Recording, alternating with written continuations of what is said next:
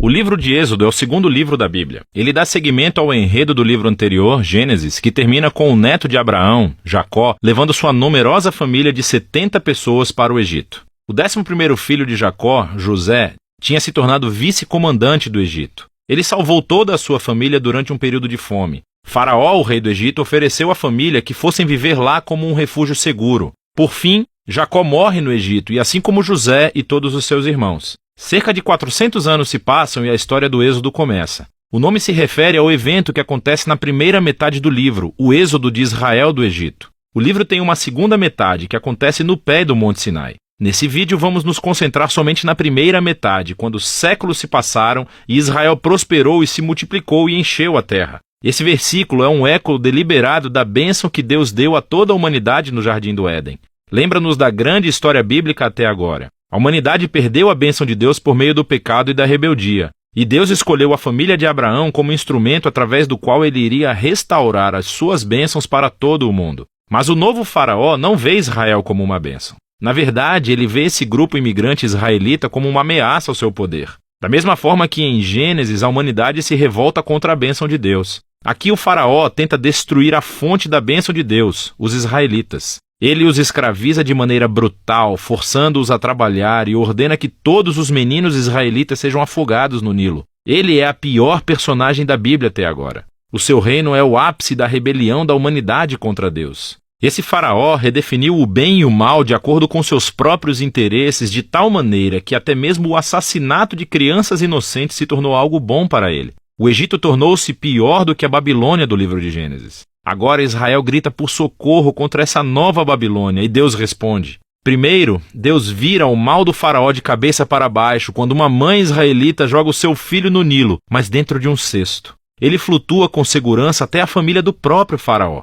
Ele é chamado de Moisés e ele cresce para tornar-se o homem que Deus usará para derrotar o mal do faraó. Na famosa história da sarça ardente, Deus aparece diante de Moisés e pede-lhe que vá até o faraó e ordene que libere os israelitas. Deus diz que sabe que o faraó vai resistir e por isso ele trará o seu julgamento sobre o Egito em forma de pragas. Deus também diz que ele vai endurecer o coração do faraó. E assim chegamos à próxima parte da história, o confronto entre Deus e faraó. O que significa quando Deus diz que vai endurecer o coração do faraó? É muito importante ler esse trecho da história atentamente e em sequência. No primeiro encontro de Moisés com faraó, sabemos somente que o coração do faraó endureceu. Não há nenhuma indicação de que Deus fez alguma coisa. Em resposta, Deus envia a primeira das 5 pragas, cada uma confrontando o faraó e um dos seus deuses egípcios. E em cada vez, Moisés oferece ao faraó uma chance para ser humilde e libertar os israelitas. Mas após cada praga, ficamos sabendo que o coração do faraó endureceu.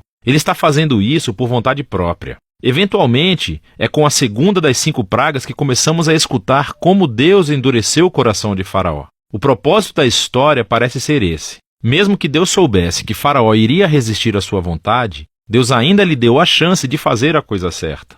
No fim, a maldade do faraó chega a um ponto sem volta. O que quero dizer é que até os seus próprios conselheiros achavam que ele tinha enlouquecido. E é nesse ponto que Deus assume o comando e usa a maldade do faraó para o seu próprio objetivo de redenção. Deus atrai o faraó para a sua própria destruição enquanto salva o seu povo, que é o que acontece em seguida. Com a praga final, é a noite da Páscoa. Deus vira o jogo sobre o faraó. Assim como ele matou os filhos dos israelitas, Deus matará os primogênitos do Egito com uma praga final. Ao contrário do faraó, Deus fornece uma forma de escape por meio do sangue do cordeiro. Aqui, a história para e vemos em detalhes o ritual israelita anual da Páscoa. Na noite anterior à fuga de Israel do Egito, eles sacrificaram um cordeiro imaculado e usaram seu sangue para pintar os batentes das portas de suas casas. Quando a praga divina chegou ao Egito, as casas cobertas com o sangue do cordeiro foram puladas e o filho foi poupado. Desde então, todos os israelitas reencenam aquela noite para lembrar e celebrar a justiça e misericórdia de Deus.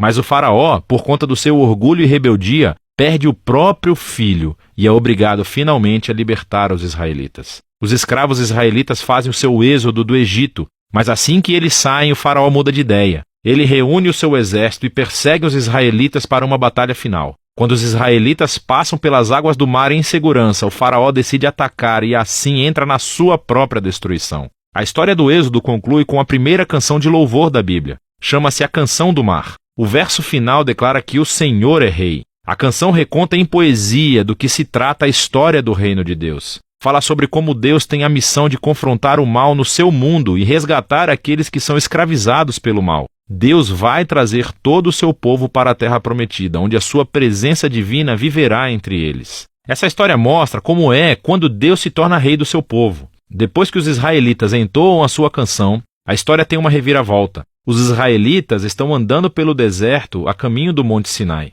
Estão com fome, com sede e começam a criticar Moisés e Deus por terem sido salvos. Dizem que têm saudade dos bons dias no Egito. É uma loucura! Deus graciosamente fornece comida e água para Israel no deserto, mas essas histórias são sombrias. Começamos a pensar, será que o coração de Israel é tão duro quanto o de Faraó? Vamos ver. Por enquanto, essa é a primeira metade do livro de Êxodo.